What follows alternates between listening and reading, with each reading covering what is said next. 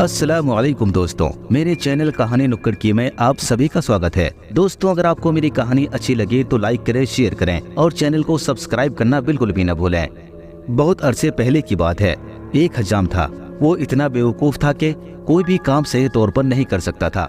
वो अपने ग्राहकों के सर के बालों की बजाय कान काट देता और दाढ़ी बनाते वक्त गला ही काट देता। इसीलिए आहिस्ता आहिस्ता लोगों ने उसकी दुकान पर आना बंद कर दिया। और एक दिन ऐसा आया कि उसके पास कुछ न रहा सिवाय उसके अस्तुरे और उसकी बीवी के, और वो दोनों ही तेज थे। उसकी चालाक और तेज मिजाज बीवी उमूमन उसे उसकी बेवकूफ़ी पर ताने देती रहती। जब उसने देखा कि घर में एक फूटी कौड़ी भी ना रहे तो हमेशा की तरह चीखना चिल्लाना शुरू कर दिया, जबान चलानी शुरू कर दी। लेकिन हज्जाम ने सब कुछ सुकून से बर्दाश्त किया और कहा, शोरगुल मचाने से क्या फायदा, ये सब कुछ तो तुम मुझसे पहले भी कहती रही हो। मैं तुमसे बिल्कुल मुत्तफिक हूँ। मैंने ना कभी काम किया और न कर सकता हूँ और न करूँगा, ये हकीकत है। बीवी ने जवाब दिया, तो फिर तुम्हें भीख मांगनी चाहिए, क्योंकि मैं भूखी नहीं रहूंगी। तुम बादशाह के पास जाओ और उससे कोई चीज मांग लाओ। महल में जश्न मनाया जा रहा है। मुझे यकीन है कि बादशाह गरीबों में खैरात बांट रहा होगा। हज्जाम ने फर्मा बरदारी से कहा, ठीक है। वो चूंकि अपनी तेज मिजाज बीवी से थोड़ा सा डरता था, इसीलिए सीधा बादशाह के महल में जाकर पहुंच गया और बादशाह से कोई भी चीज देने की दरख्वास्त की। बादशाह ने पूछा, कोई चीज? क्या चीज? अब तो हज्जाम बहुत सिटपटाया, क्योंकि उसकी बीवी ने कोई खास चीज नहीं बताई थी, कुछ नाम नहीं बताया था और हज्जाम इतना कोड़ मगज था कि खुद कुछ सोच भी नहीं सकता था। लिहाजा उसने घबराकर कहा, ओह, कोई भी चीज दे दीजिए। बादशाह ने पूछा, क्या जमीन का टुकड़ा लोगे? बेवकूफ हज्जाम ने जो अपनी मुश्किल आसान होती हुई देखी तो सोचा कि शायद जमीन ही सबसे अच्छी चीज है। लिहाजा फौरन ही जमीन लेने की हामी भर ली। तो बादशाह ने भी शहर से बाहर पड़ी हुई बेकार जमीन देने का हुक्म दे दिया और हज्जाम खुशी खुशी अपने घर वापस आ गया। बीवी बड़ी बेसब्री से उसके वापसी का इंतजार कर रहे थे।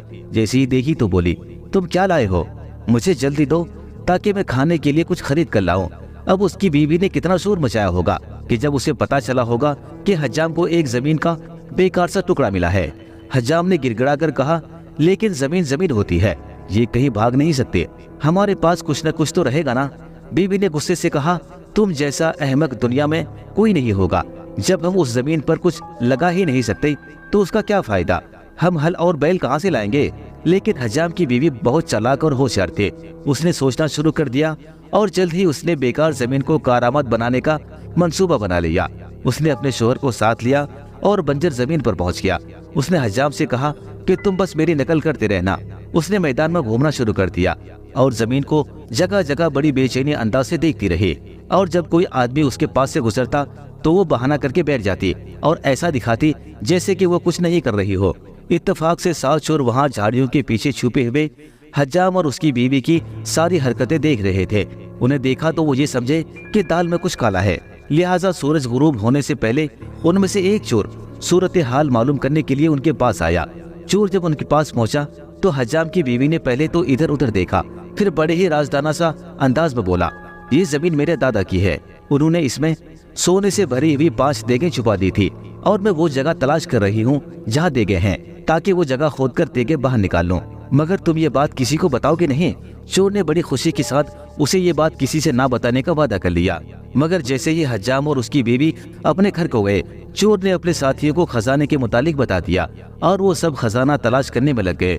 वो तमाम रात जमीन खोदते रहे और उसे बराबर करते रहे, यहाँ तक कि खेत इस तरह से लगने लगा जैसे कि 7 मरतबा उस पर हल चला दिया गया हो। मगर इतनी मेहनत के बावजूद वहाँ सोना चांदी तो क्या, एक फूटी कौड़ी तक ना निकले। तो वो मायूस होकर चले गए। हज्जाम की बीवी ने जब खेत को इस तरह से खुदा हुआ देखा तो वो अपने मंसूबे की कामयाबी पर बहुत खुश हुए। वो एक गल्ला फरोश के पास गई और उससे चावल के बीज उधार मांगे तो उसने खुशी खुशी दे दिए, क्योंकि उसे 3 गुना चावल मिलने की उम्मीद थी। हज्जाम की बीवी ने चावल की फसल उगाई जो उम्मीद से ज्यादा अच्छी रही। उसने फसल बेचकर कर्ज उतारा और बचे हुए पैसे से सोने की असरफियां खरीदी। लेकिन जब चोर ने ये माजरा देखा तो उन्हें बहुत गुस्सा आया। वो हज्जाम के घर गए और उसकी बीवी से कहा, इस फसल में से हमें भी हिस्सा दो। तुम जानती हो कि जमीन खोदकर उसे काश्त के काबिल हमने किया था। हज्जाम की बीवी ने हंसते हुए कहा, मैंने तुम्हें बताया तो था कि उस जमीन में सोना मौजूद है, मगर तुम उसे हासिल नहीं कर सके। मैंने उसे हासिल कर लिया। सोना मेरे पास मौजूद है, लेकिन तुम लोगों का उसमें कोई हक नहीं है, इसीलिए तुम्हें कुछ नहीं मिलेगा। चोरों ने कहा, ठीक है, आज रात तुम लोग जरा संभल कर रहना, अपना हिस्सा हम खुद हासिल कर लेंगे। उस रात को एक चोर घर में छुपकर बैठ गया ताकि जब घर वाले सो जाएं तो वो अपने साथियों के लिए दरवाजा खोले।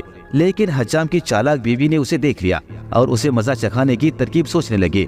हज्जाम ने जो चोरों की धमकी से खौफजदा था, अपनी बीवी से अशरफियों के बारे में पूछने लगा तो बीवी ने जवाब दिया, मैंने दरवाजे के करीब जो ताक है उसमें मिठाई के नीचे अशरफिया रख दी है।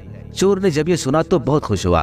जब घर वाले सो गए तो उसने वो बर्तन उठाया और चुपचाप घर से निकल गया और अपने साथियों को अपना कारनामा बड़े फख्र से सुनाया। साथ वो चोर एक दरख्त के नीचे बैठ गए। हज्जाम की बीवी ने कहा था कि ऊपर वाले बर्तन में मिठाई है, मैं पहले वो बांटूंगा क्योंकि हमें भूख लग रही है, चलो सब मिठाई खाते हैं। चुनांचे उसने अंधेरे में वो चीज बांटे जिसे वो मिठाई समझ रहा था। लेकिन हज्जाम की बीवी ने ऊपर वाले बर्तन में बकरी की मेंगनियां भर दी थी और जब चोरों ने अंधों की तरह वो अपने मुंह में भर ली तो खुद ख्याल कर सकते हैं कि उसने कैसे कैसे मुंह बनाए होंगे। हज्जाम की बीवी की इस हरकत पर बहुत गुस्सा आया और उसने बदला लेने के लिए ठान लिया। जब दूसरे दिन चोर हज्जाम की बीवी के पास गए और उसे धमकियां दी और फिर अपना हिस्सा मांगा तो उसने उसका खूब मजाक उड़ाया। चोरों ने कहा, अब तुम होशियार रहना, तुमने हमें दूसरी मर्तबा भी बेवकूफ बनाया है। पहली मर्तबा हमने तमाम रात जमीन खोदी और दूसरी मर्तबा तुमने हमें बकरी की मेंगनियां खिला दी। आज रात हमारी बारी है। अब दूसरा चोर घर में छुप गया, लेकिन हज्जाम की बीवी ने उसे भी देख लिया। फिर हज्जाम ने रात को पूछा, तुमने अशरफियों का क्या किया? मुझे यकीन है कि वो तुमने बिस्तर के नीचे नहीं रखे होंगे। चालाक बीवी ने जवाब दिया, मैंने वो नीम के दरख्त की टहनी में लटका दी है क्योंकि उसके मुतालिक तो कोई सोच भी नहीं सकता कि वहाँ अशरफियाँ हैं। छुपा हुआ चोर दिल में बहुत खुश हुआ और जब दोनों मियाँ बीवी सो गए तो वो दबे पांव घर से बाहर निकला और अपने साथियों को बता दिया। उसका सरदार चिल्लाया, यकीनन ये बात सच है। वो नीम के दरख्त के पास आए तो कोई चीज लटकी हुई है। उसने एक चोर को हुक्म दिया कि वो अशरफियों को नीचे लाए, लेकिन उन्होंने जो चीज देखी थी असल में वो एक भेड़ का छत्ता था। छत्ते में बड़ी वाली भूड़ी और पीली भेड़ मौजूद थी। एक चोर दरख्त में चढ़ा तो एक भेड़ उड़ी और उसने चोर के कोले पर काट लिया तो चोर उस जगह को हो जाने लगा। तो बाकी चोरों ने नीचे से आवाज लगाया, अरे तुम अशरफिया अपने जेब में डाल रहे हो, तुम ये समझ रहे हो कि वहाँ अंधेरा है और हमें कुछ दिखाई नहीं दे रहा है। उधर वो बेचारा जब भेड़ के काटने वाले जगह पर खुजा रहा था तो नीचे वाले ये समझ रहे थे कि वो अशरफिया अपने जेब में भर रहा है। तो ऊपर वाले चोर ने कहा, यकीन करो मैं ऐसा कुछ नहीं कर रहा हूँ, बल्कि मुझे कोई चीज काट रही है। उसी वक्त एक और भेड़ ने उसके सीने पर काटा तो उसने वहाँ हाथ रखा। बाकी चोरों ने कहा, छी छी शर्म करो, अब हमने तुम्हें अच्छी तरह देख लिया है, अब तुम रुक जाओ वरना तुम्हें इसकी सजा मिलेगी। फिर उन्होंने दूसरा आदमी ऊपर भेजा, मगर भेड़ों ने उस पर भी हमला कर दिया और उस बेचारे ने भी इधर उधर खुजाने लगा। नीचे वाले चिल्लाए, वो कमीने शर्म करो। फिर एक के बाद एक ने अशरफियां उतारने के लिए भीड़ पर चढ़ा और फिर आखिर में सरदार भी ऊपर चढ़ गया और उसने पूरा छत्ता ही अपने हाथ में ले लिया। मगर जब भेड़ों ने उन सबको काटना शुरू किया तो वो बुखलाकर अपने हाथ हिलाने लगे। फिर ये हुआ कि जिस शाख पर वो बैठे थे उनके वजन से वो टूट गई और सब छत्ते समेत पेड़ पर से नीचे जमीन पर गिर पड़े। अब आप खुद सोच सकते हैं कि नीचे गिरने के बाद और भेड़ों के काटने की वजह से उसकी क्या हालत हुई होगी। उसके बाद हज्जाम और उसकी बीवी ने सुकून का सांस लिया क्योंकि सब चोर अस्पताल चले गए थे। हकीकत में वो इतने दिन अस्पताल में रहे कि हज्जाम और उसकी बीवी ने ये सोच लिया कि अब वो कभी वापस नहीं आएंगे, लेकिन वो गलती पर थे। एक रात घर की खिड़की खुली हुई थी। अचानक बातें करने की आवाज सुनकर हज्जाम की बीवी की आंख खुल गई। उसने चोरों की आवाज पहचान ली थी। वो घबराई थी बहुत, लेकिन उसने इरादा कर लिया कि बगैर कोशिश के हार नहीं माननी चाहिए। उसने अपने शोहर का तेज अस्तूरा अपने हाथ में पकड़ लिया और खिड़की के करीब एक तरफ अंधेरे में छुपकर खड़ी हो गई। और जैसे ही एक चोर ने खिड़की से झांका तो उसने बड़ी ही सफाई से एक चोर की नाक काट ली। तेरा सत्यानाश, चोर बिलबिलाया। वो फौरन वापस हुआ और दूसरे चोर से कहा, मेरी नाक किसी चीज से कट गई है। दूसरे ने चुपके से कहा, तुम सबको जगा दोगे, तुम बाहर आ जाओ। उसने कहा, मेरी नाक से खून आ रहा है। दूसरे ने कहा, ओहो, तुमने शायद शटर से अपनी नाक टकरा दी होगी, तुम हटो पीछे, मैं जाता हूँ। लेकिन उस बेचारे की भी नाक कट गई। उसने कहा, दोस्तों यकीनन अंदर कोई तेजधार चीज मौजूद है। तीसरे ने कहा, यकीनन कोई बांस का टुकड़ा होगा, अब मैं जाता हूँ। और फिर उसकी भी नाक कट गई। इसी तरह चौथे, पांचवें और छठे का भी यही हाल हुआ।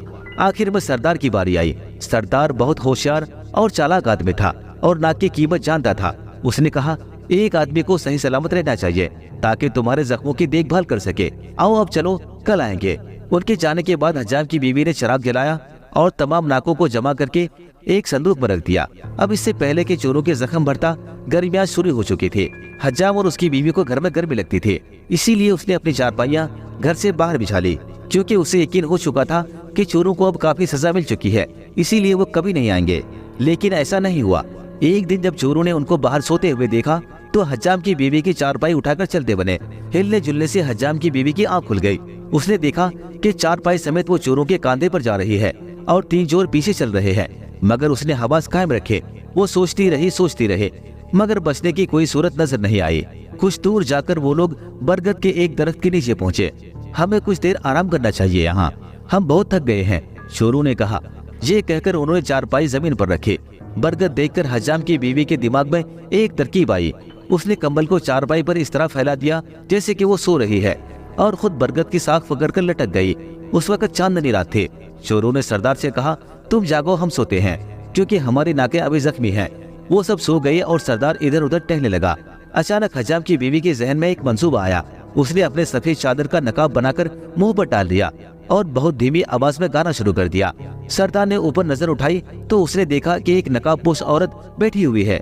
सरदार बहुत खूबसूरत था। उसने सोचा कि ये कोई परी है और मेरी खूबसूरती को पसंद करने लगी है। उसने सुना था कि चांदनी रातों में परियां ऐसी ही हरकतें करती हैं। उसने अपने मूछों पर ताव देते हुए परी से कहा, अच्छी परी, नीचे आ जाओ, मैं तुम्हें कोई नुकसान नहीं पहुंचाऊंगा। लेकिन वो गाना गाती रही और सरदार की बात का कोई जवाब नहीं दिया। तो सरदार दरख्त पर चढ़ा और हज्जाम की बीवी के पास जाकर कहने लगा, क्या बात है खूबसूरत परी, क्या तुम मुझे पसंद करती हो? हज्जाम की बीवी ने ठंडी सांस लेकर कहा, जिन मर्दों की नाक लंबी होती है वो बेवफा होते हैं और तुम भी उन्हीं में से हो। सरदार ने कसम खाकर कहा, लेकिन मैं तो बेवफा नहीं हूँ। मगर हज्जाम की बीवी नहीं मानी और कहने लगी, तुम झूठ बोल रहे हो, अपनी जुबान बाहर निकालो, मैं तुम्हारी जुबान देखकर बताऊंगी कि तुम झूठे हो या सच्चे। सरदार ने अपनी जुबान बाहर निकाली तो हज्जाम की बीवी ने जल्दी से उसकी नाक की नोक काट डाली। इस अचानक हमले से सरदार को बहुत तकलीफ हुई और दहशत ज़दा होकर शाख से जमीन पर गिर पड़ा। गिरने की आवाज सुनकर उसके साथी जाग गए और चिल्लाकर कहने लगे, क्या बात है? सरदार ने दरख्त की तरफ इशारा करते हुए कुछ कहने लगे, लेकिन जबान से कोई बात नहीं निकली, क्योंकि उसकी जबान की नोक भी काट दी गई थी। इसीलिए वो साफ तौर पर बोल नहीं पा रहा था। वो सरदार की कान में चीख कर बोले, क्या बात है सरदार? सरदार ने फिर दरख्त की तरफ इशारा करते हुए कहा, भला? किसी ने कहा, इस पर असर हो गया, शायद यहाँ कोई चुड़ैल है। इसी दौरान हज्जाम की बीवी ने अपने चादर को फड़फड़ाना और खौफनाक आवाजें निकालना शुरू कर दी। जब चोरों ने ऊपर देखा तो खौफ से उनके चेहरे जर्द बढ़ गए। इतने घबराए कि उन्होंने ऊपर निगाह डालकर भी नहीं देखा और सरदार को घसीटते घसीटते लेकर वहां से भाग गए। फिर हज्जाम की बीवी दरख्त से नीचे उतरकर अपने घर वापस आ गई और चोर आकर अपने ठिकाने पहुंचे। फिर यहाँ पहुंचकर सोचने लगे कि हम ताकत के जरिए से हज्जाम की बीवी से कुछ हासिल नहीं कर सकते, लिहाजा उन्होंने कानून का सहारा लिया और बादशाह के पास पहुंच गए। वो बादशाह के पास गए और सारा वाकया बयान किया। बादशाह के बुलाने पर हज्जाम की बीवी ने तमाम कहानियां खूब नमक मिर्च लगाकर सुनाई और सबूत के तौर पे कटी हुई नाकें और जुबान की नोक भी पेश कर दी। बादशाह ने जब ये देखा तो बहुत खुश हुआ और हज्जाम को अपना वजीर बना लिया और कहा, जब तक इसकी बीवी जिंदा है ये कोई बेवकूफ़ी नहीं कर सकता। दोस्तों, अगर आपको मेरी कहानी अच्छी लगी हो तो लाइक करें और कमेंट में बताएं कि आपको किस तरह की कहानियां पसंद है और आज की कहानी आपको कैसी लगी। शुक्रिया।